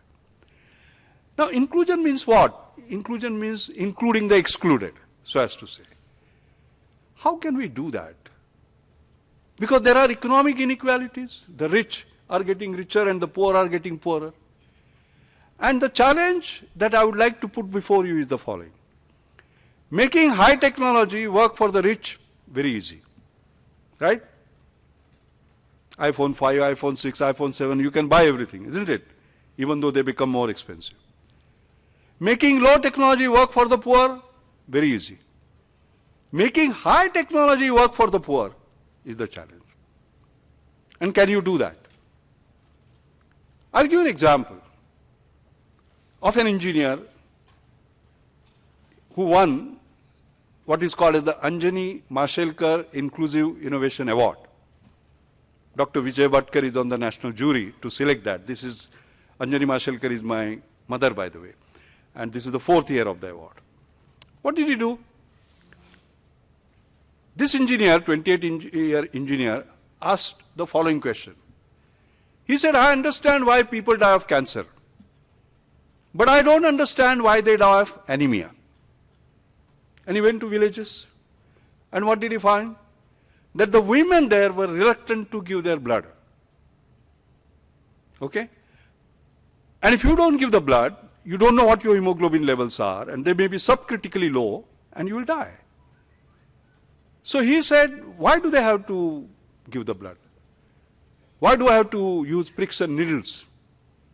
I'll do it without using that.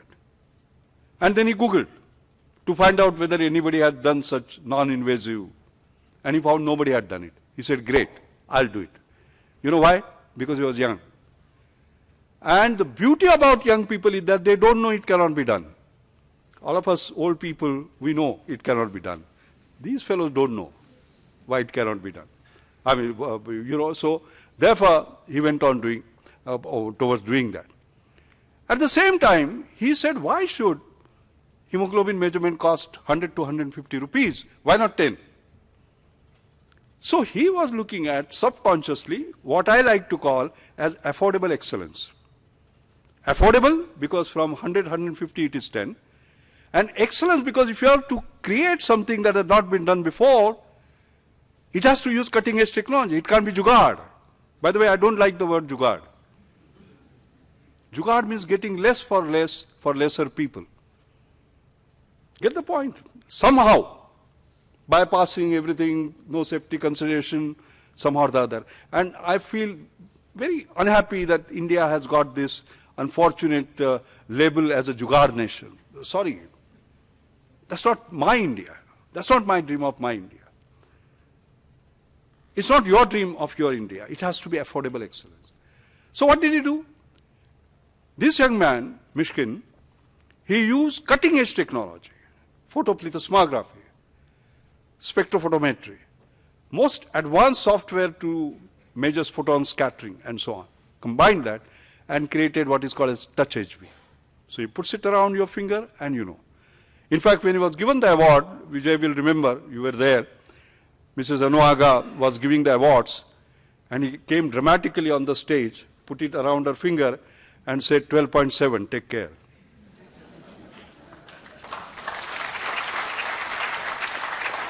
Now you can just imagine using this high tech, he has created something for the first time in the world. If this is used widely across our hundreds of thousands of villages, being so affordable, you know, is there a reason for any woman to die of anemia?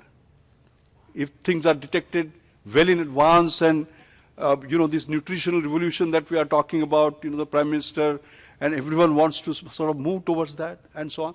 I'm just giving an example. Now, Vijay raised a very important question that your dilemma will be that supposing you are getting into academics, you have to have research papers, finally. And he said, what is our Vice Chancellor talking about? He is saying, create such things. Who will promote us? Who will give us jobs? Isn't it? Is that right? Is that thought going on in your mind? All right. The point I want to make to you is that ACSR stands for relevance and excellence together. Not just excellence. And you can combine excellence and relevance together. In fact, on the 9th of August, I gave the IIT Bombay convocation address. And I raised the same issue. And on the 6th of August, I had read that there was a paper in PNAS, Proceedings of National Academy of Science, US, which is among the top 3 journals in the world, by the way. It's very difficult to get a paper in PNAS. Entire Indian science gets hardly 2 or 3 or 4 papers in a year, by the way, in that journal. George Whitesides from Harvard had a paper in that. And what was it about? It was about a $25 electrochemical sensor, which was affordable, but the kind of science that was used in creating that got it accepted as a paper. So PNAS, excellence, $25, affordable. Affordable and excellence, on one hand, it was making a difference in terms of the new science that appeared, but on the other hand, when this is used in actual practice, you will make a difference. The same George Whitesides, by the way, I spend every October in Harvard as a visiting professor, and he's my guru. I sit in his lab, we work together on some of the things. It's incredible. He has done paper-based diagnostics, for example. You know, because he says that villages don't have anybody to repair sort of the electronic components or whatever. So why go for electronics-based diagnostics? He has done paper-based diagnostics and uses high technology, by the way. All right? Does photolithography, creates hydrophilic, hydrophobic channels, a drop of blood can migrate, colorants, colorimetry, and you can even take images by mobile, send them, and so on and so forth. Do you know? Your liver test is done on that accurately for 2 cents. When he created that new science, it appeared in Angwante Chemi. Any challenge on that? How can we therefore in ACSR, create our band that here are people, and Vijay is absolutely right. He said that this academy is not solving problems that can be solved. Somebody else has done it. He has solved some equation. I will add one more term and get another paper. That's not the research we want to do. We don't want incremental thinking. We want disruptive thinking. We want something where we don't want to play the same game. We can create something that is game-changing at the end, and you can actually do it. You have the entire wherewithal to basically achieve that target. And I think the training that you are getting in this great institution is precisely on this. What Vijay said is absolutely right. Our feet will have to be on the ground, but our eyes in the sky. Feet on the ground because we are still dealing with, vast majority of our people. And what I just tried to tell you is how you can use cutting-edge science and technology, not jugaad, to create solutions for them, which will not only give you national and international recognition on one hand, but at the same time will create a better India. I think that is one. So India will always be this contrast, like what you said, heavy water but drinking water. I mean, I used to say, we had Chandrayaan, it went up and found water on the moon. But drinking water continues to be an issue. I mean, that is the power of our science. I'm very, very proud of Chandrayaan. I'm very proud of Mangalyaan, by the way.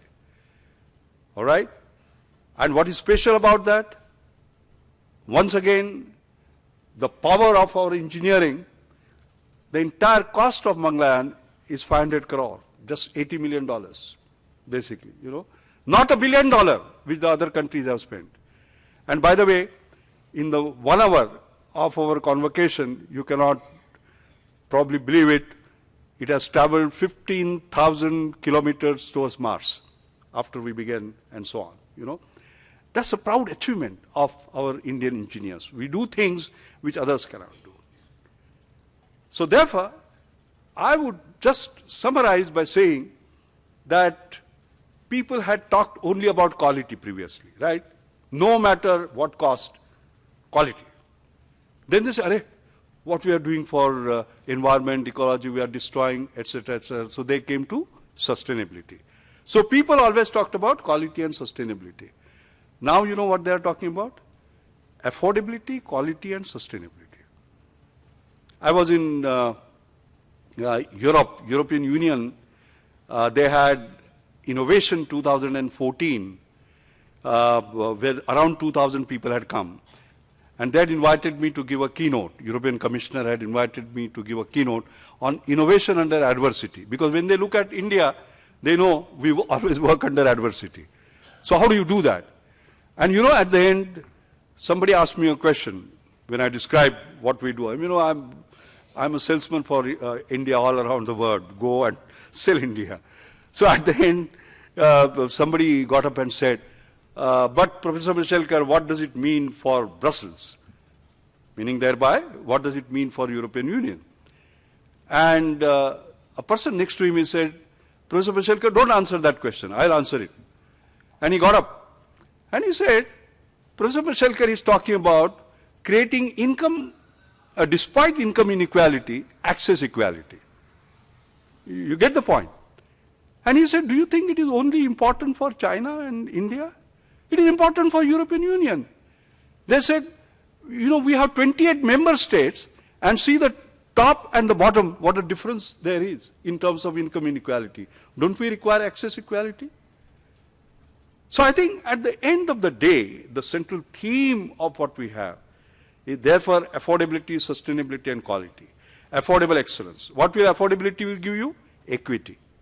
Those sections of the society which have been excluded will start getting included. And what will excellence give you? Competitiveness, global competitiveness, so as to say. Because normally we feel equity and competitiveness don't go together, sorry. So what we have to do is to make impossible possible. I leave this batch, 2014, with a simple target, very simple, make impossible possible. Make impossible possible by getting affordable excellence. Your research, your work must focus on that. Because we say what is affordable is not excellent, what is excellent is not affordable. You demonstrate. Like just now, I explained to you how Mishkin got it for 10 rupees but using cutting edge technology, affordability and excellence in every endeavor that you do. Demonstrate that income inequality will take a long, long time for it to vanish, but access equality, access in education, access to health, access to financial services, water, sanitation, etc. you can give right away and make a difference. And any number of examples are there that India has been able to do that. That's why I like to call Indian innovation as Indovation. There is something very special about innovation. You know, we have special Indian problems, but we have very special ways of solving Indian problems and creating sort of solutions, both technological as well as non-technological solutions. So that is the niche that is something that we should be creating, because you will then find that all the time what we have done is we always feel very proud when some Indian does well, isn't it? Like as soon as the Microsoft CEO was declared as an Indian, we say, ah, great, and then there were editorials all over. That is not the challenge. Some Indians have always done well. When will India do well? You understand? And therefore, your mandate as we leave, I give you as your Chancellor, not just for some Indians to do well, which you will do well, but for India to do well. Thank you very much.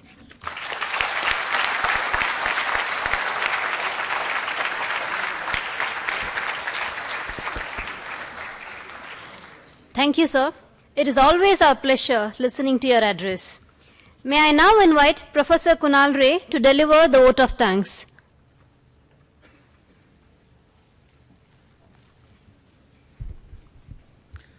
It is my great privilege to express our gratitude to Dr. Vijay Bhatkar on behalf of AcSIR to have kindly accepted our invitation to be the chief guest of the convocation and delivering an inspiring lecture to our students. And we are still engrossed in the thought for what he actually said. Thank you very much, sir.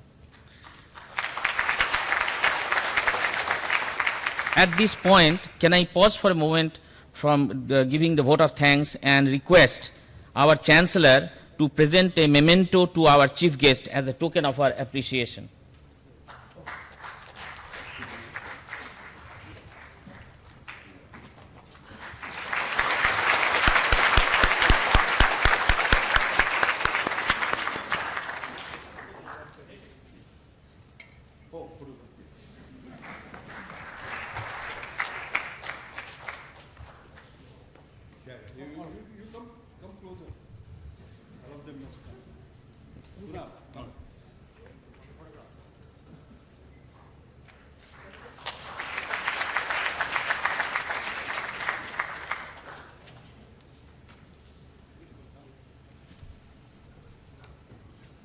To continue the vote of thanks, we are grateful to the Chancellor of AcSIR, Professor R.A. Mashelkar, for his critical support and actually hand-holding, guidance through our journey to scale greater heights under his able leadership.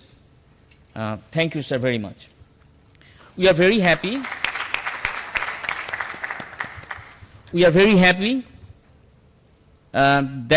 And thankful to Professor P.S. Ahuja, DG CSIR and Vice Chairman, Board of Governors of AcSIR for his presence in the convocation of the Academy and addressing the students. Thank you.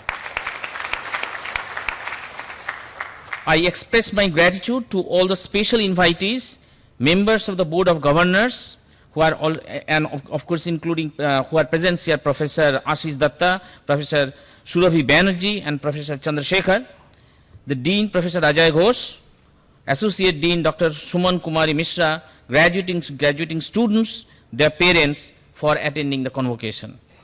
It is very important that I acknowledge the rightful credit deserved by the AcSIR faculties, other deans and associate deans who are not present here, the laboratory coordinators, directors of CSR laboratories, the members of Senate whose untiring effort culminates to the high quality education imparted by AcSIR. I thank the CSR staffs of this campus for the excellent arrangements, including audio-visual facility, webcasting of the program, horticulture facility, and logistics related to conducting the program in the auditorium. In short, all the CSR and AcSIR staffs who made this function a seamless event by their hard work deserves appreciation for this effort. I thank those watching the ceremony in remote location through webcast, and here our friends from the media for covering the event appropriately. And finally, last but not the least, I thank Professor Nagesh Iyer, the acting director, who are continuously playing a pivotal role for this grand academic event. Thank you all.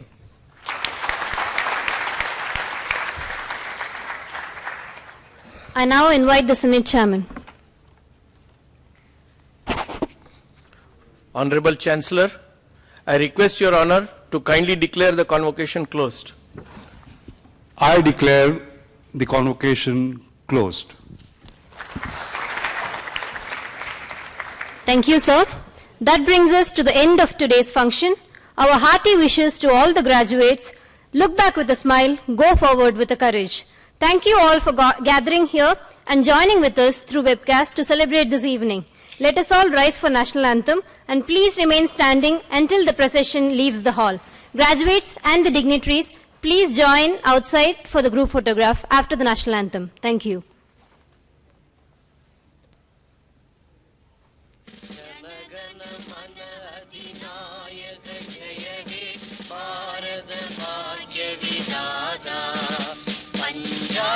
Sindhu Gujarat Maratha Dravid Utkal Ganga Vindhya Himachal Yamuna Ganga उच्चल जलधि तरंगा तव शुभ नामे जागे तव शुभ आशीष मागे गागे तव जय गाथा जन गण मंगलदायक जय हे भारत भाग्य विधाता जय हे जय हे जय हे